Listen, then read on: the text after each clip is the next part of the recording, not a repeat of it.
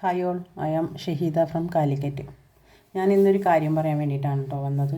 എന്താണെന്ന് വെച്ചാൽ ഞാൻ ഇന്നൊരു മരണം വിട്ട് പോയിട്ടുണ്ടായിരുന്നു. അതും 10ാം ക്ലാസ് പഠിക്കുന്ന ഒരു കുട്ടി. ഭയങ്കര സങ്കടം തോന്നിപ്പോയി ആ കുട്ടി മരണപ്പെട്ട വിവരം അറിഞ്ഞപ്പോൾ. കാരണം ആ കുട്ടീൻ്റെ ഭാവി ഫുള്ള് കെടുക്കുകയാണ് അല്ലേ. കാരണം 15 വയസ്സെന്ന് പറയുന്നത് ഒരു ചെറിയ പ്രായമാണ്.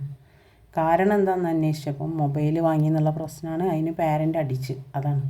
പക്ഷേ ആ ചെറിയൊരു നിമിഷം ആ കുട്ടി ഒന്ന് പാരൻസിനെ പേടിപ്പിക്കാൻ വേണ്ടിയിട്ട് എന്തോ ആയിരിക്കും, അങ്ങനെ ചെയ്തതാവാനാണ് സാധ്യത. എന്തായാലും ആ കുട്ടിക്ക് അള്ളാഹു ഖബറിടം വിശാലാക്കി കൊടുക്കട്ടെ.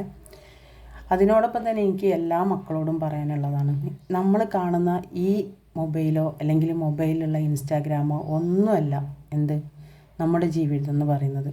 ജീവിതം നിങ്ങൾക്ക് ഇനിയും ഇഷ്ടം പോലെ ഉണ്ട്. മരണം ഒന്നിനൊരു പരിഹാരമല്ല.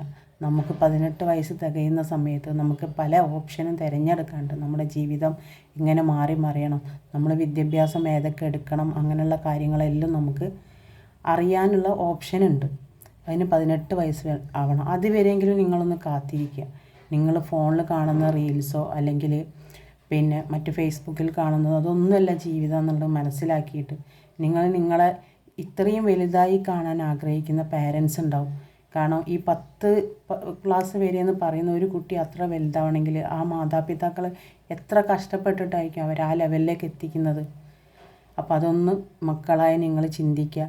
ഒരൊറ്റ ദേഷ്യത്തിന് ഉമ്മ അടിച്ചെന്ന് വെച്ചിട്ടോ അല്ലെങ്കിൽ ഉപ്പ അടിച്ചെന്ന് വെച്ചിട്ടോ ഒന്നും നിങ്ങൾ മരണം ഫസ്റ്റ് ഓപ്ഷനായി നിങ്ങൾ തിരഞ്ഞെടുക്കരുത്. ചിന്തിക്കുക. നിങ്ങൾ ഇതൊന്നുമല്ല ജീവിതം എന്നുള്ളത് ചിന്തിക്കില്ലെങ്കിൽ നിങ്ങൾ മറ്റുള്ളവരോട് അന്വേഷിക്കുക. എൻ്റെ വീട്ടിൽ ഇന്ന പ്രശ്നമുണ്ട്, അല്ലെങ്കിൽ നിങ്ങളെ വിഷമം നിങ്ങൾ മറ്റുള്ളവരോട് ഷെയർ ചെയ്യുക.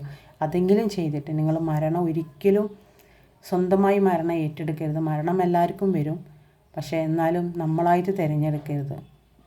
എൻ്റെ മക്കളോട് ഞാൻ അപേക്ഷയാണ്, ഒരിക്കലും മക്കളെ നിങ്ങൾ ഒരിക്കലും അങ്ങനെയൊന്നും ചെയ്യരുത്. Okay, thank you.